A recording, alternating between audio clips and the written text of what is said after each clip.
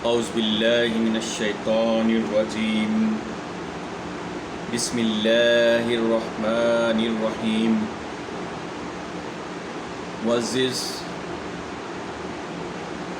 ناظرین و سامعین، السلام علیکم ورحمۃ اللہ وبرکاتہ۔ نحمدہ ونصلی علی رسولہ الکریم، اما بعد فاعوذ باللہ من الشیطان الرجیم بسم اللہ الرحمن الرحیم۔ لقد کان رسول اللہ اسوۃ حسنہ، صدق اللہ العظیم۔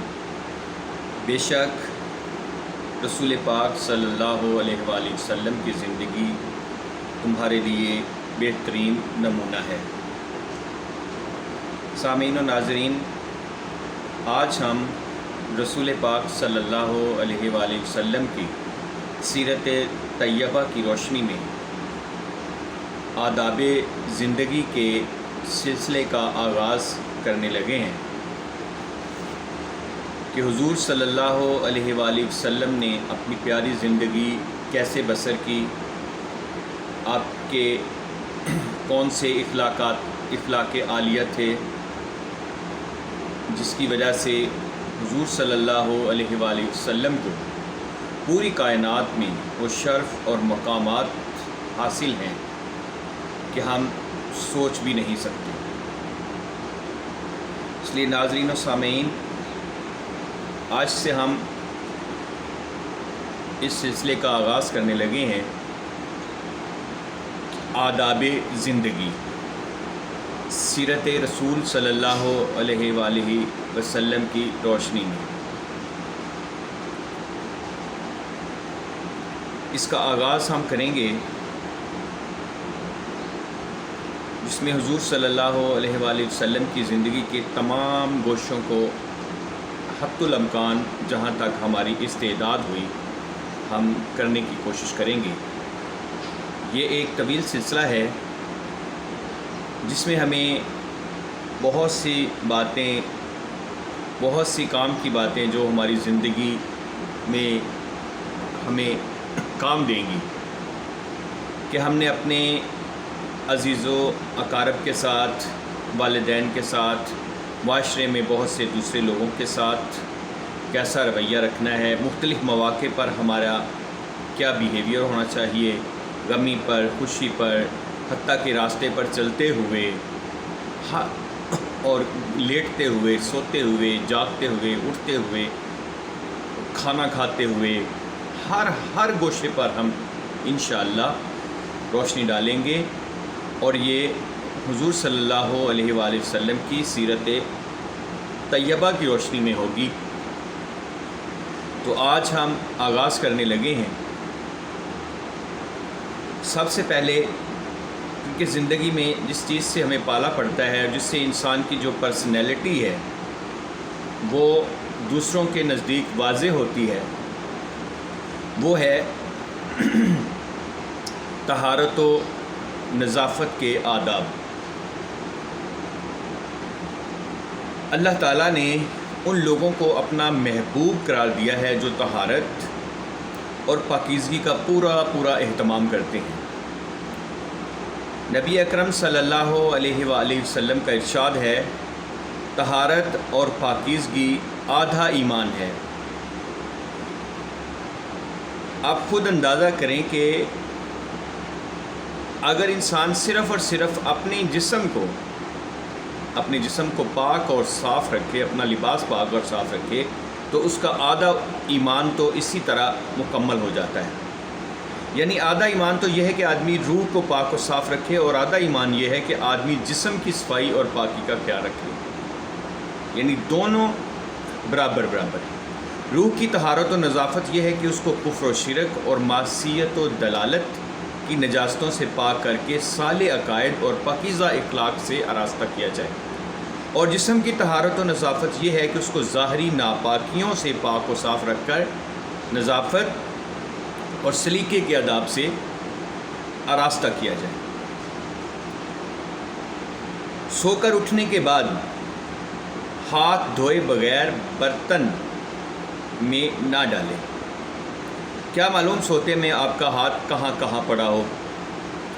غسل خانے کی زمین پر پیشاب کرنے سے پرہیز کریں، بالخصوص جب غسل خانے کی زمین کچی ہو۔ ضروریات سے فراغت کے لیے نہ قبلہ رخ بیٹھے اور نہ قبلے کی طرف پیٹھ کرے۔ فراغت کے بعد ڈھیلے اور پانی سے استنجا کیجیے یا صرف پانی سے طہارت حاصل کیجیے۔ لید، ہڈی اور کوئلے وغیرہ سے استنجا نہ کیجیے، اور استنجا کے بعد صابن یا مٹی سے خوب اچھی طرح ہاتھ دھو لیجیے۔ جب پیشاب یا پاخانے کی ضرورت ہو تو کھانا کھانے نہ بیٹھیں، فراغت کے بعد کھانا کھائیے۔ اور یہ سائنسی حوالے سے بھی یہ بہت ہی اہم بات ہے۔ کھانا وغیرہ کھانے کے لیے دایاں ہاتھ استعمال کیجیے، وضو میں بھی دایاں ہاتھ سے کام لیجیے، اور استنجا کرنے اور ناک صاف کرنے کے لیے بایاں ہاتھ استعمال کیجیے۔ نرم جگہ پر پیشاب کیجیے تاکہ چھینٹے نہ اڑیں، اور ہمیشہ بیٹھ کر پیشاب کیجیے۔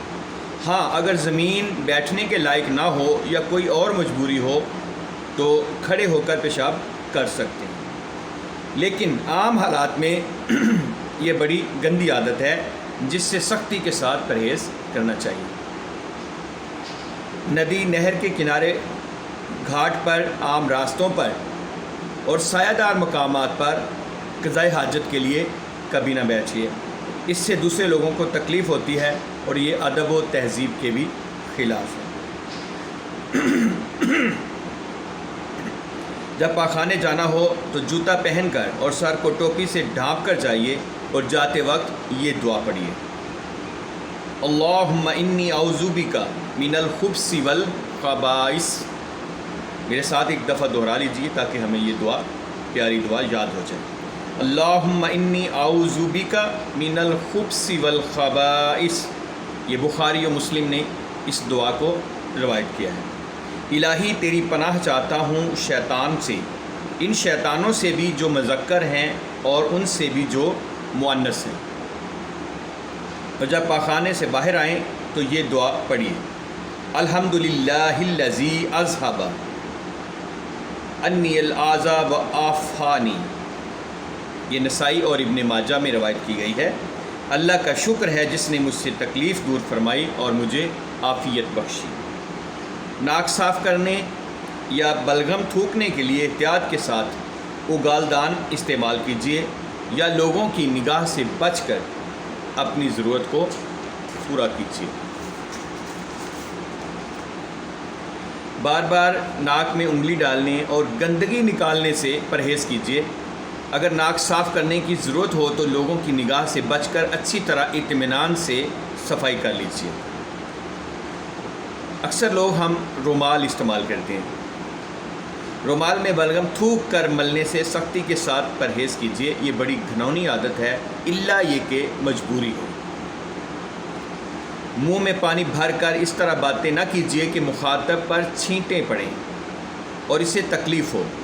اسی طرح اگر تمباکو اور پان کثرت سے کھاتے ہوں تو منہ صاف رکھنے کا بھی انتہائی اہتمام کیجیے، اور اس کا بھی لحاظ رکھیے کہ بات کرتے وقت اپنا منہ مخاطب کے قریب نہ لے جائیں کہ آپ کے منہ کی جو بدبو ہے وہ اس تک پہنچے، یا آپ کے جو بات کرنے سے جو آپ کے تھوک کے چھینٹے اڑتے ہیں وہ اس تک پہنچیں۔ اور یہ سائنسی لحاظ سے بہت ضروری ہے، کیونکہ ہو سکتا ہے اس کو کوئی ایسا مرض ہو جو جراثیم دوسرے کو منتقل ہو جائیں۔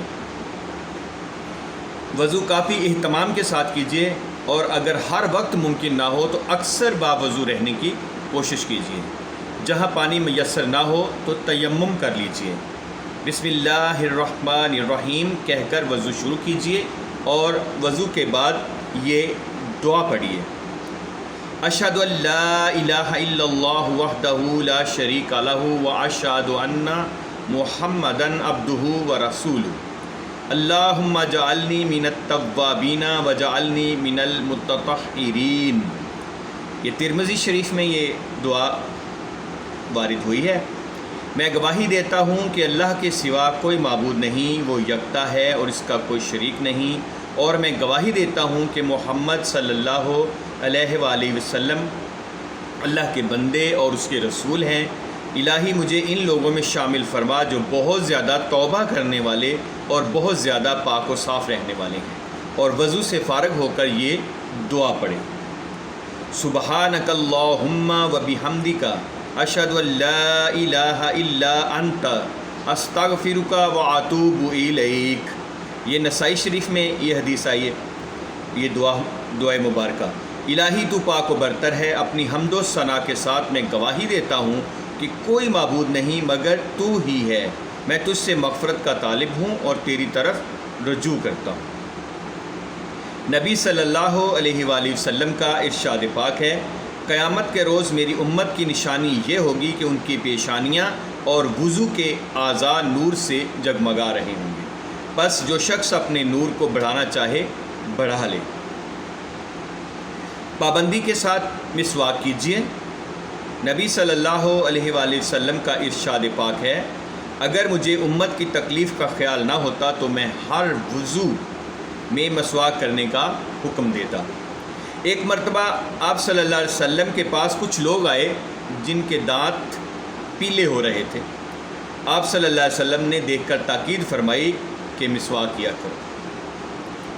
ہفتہ میں ایک بار تو ضروری غسل کیجیے، جمعہ کے دن غسل کا خاص اہتمام کیجیے اور صاف ستھرے کپڑے پہن کر جمعہ کی نماز میں شرکت کیجیے۔ نبی صلی اللہ علیہ وآلہ وسلم نے ارشاد فرمایا: امانت کی ادائیگی آدمی کو جنت لے جاتی ہے۔ صحابہ اکرام رضوان اللہ تعالیٰ اجمعین نے پوچھا: یا رسول اللہ صلی اللہ علیہ وسلم، امانت سے کیا مراد ہے؟ فرمایا: ناپاکی سے پاک ہونے کے لیے غسل کرنا، اور اس سے بڑھ کر اللہ نے کوئی امانت مقرر نہیں کی، پس آدمی کو نہانے کی حاجت ہو جائے تو فوراً غسل کرے۔ ناپاکی کی حالت میں نہ مسجد میں جائیے اور نہ مسجد میں سے گزریے، اور اگر کوئی صورت ممکن نہ ہو تو بھی تیمم کر کے مسجد میں جائیے اور گزریے۔ بالوں میں تیل ڈالنے اور کنگھی کرنے کا اہتمام کیجیے۔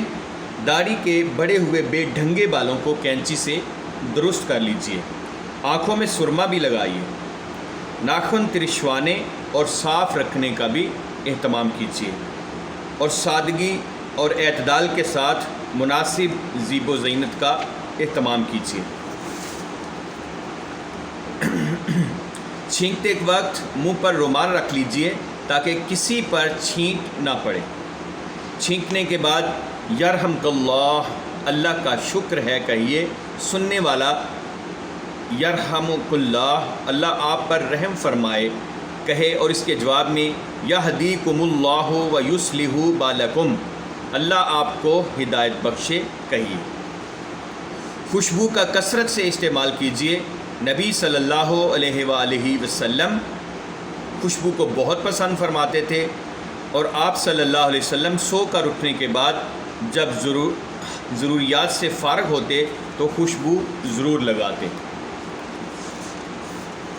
ناظرین، آج ہم نے پیارے آقا صلی اللہ علیہ وآلہ وسلم کی پیاری سی زندگی سے کچھ موتیوں کو چنا ہے تاکہ ہم اپنی زندگی کو بھی اسی کے مطابق ڈھال سکیں، اور اللہ رب العزت سے دعا ہے کہ ہم نے جو بھی باتیں نصیحت کے طور پر سنی وہ ہمیں اس پر عمل کرنے کی توفیق عطا فرمائے، اور یہ ہمارا سلسلہ جاری رہے گا آداب زندگی کے عنوان سے، اور انشاءاللہ ہم اپنی پوری زندگی کا پیارے آقا صلی اللہ علیہ وسلم کے فرمانات کی روشنی میں جائزہ لیں گے تاکہ ہمیں آپ صلی اللہ علیہ وسلم کی پیاری زندگی کے مطابق اپنی زندگی کو گزارنے کا موقع میسر آ سکے۔ آج ہم اس کا خلاصہ ہم تھوڑی سی بات کرتے ہیں کہ طہارت و نظافت کے آداب ہم نے پڑھے۔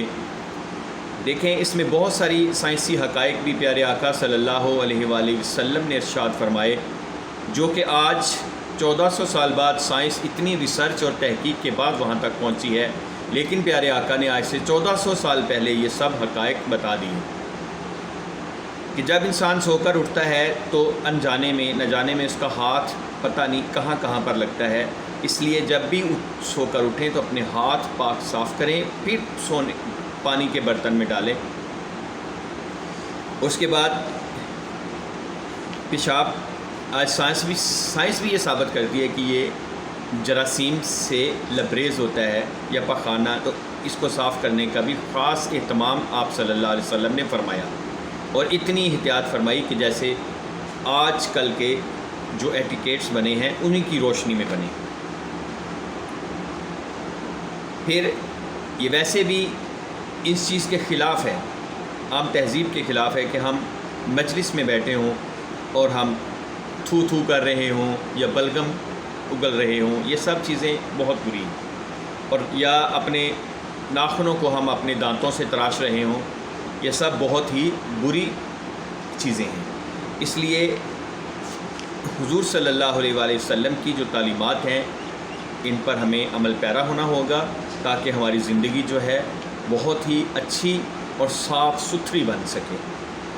اسی کے ساتھ ہم آپ سے اجازت چاہتے ہیں، لیکن ایک بات، تاکہ یہ باتیں ہم آپ سے کرتے رہیں، اس چینل کو سبسکرائب بھی کریں، ویڈیو کو لائک بھی کریں اور آگے شیئر بھی کریں تاکہ آپ کا بھی نیکی کا حصہ پڑتا رہے. صدق اللہ العظیم.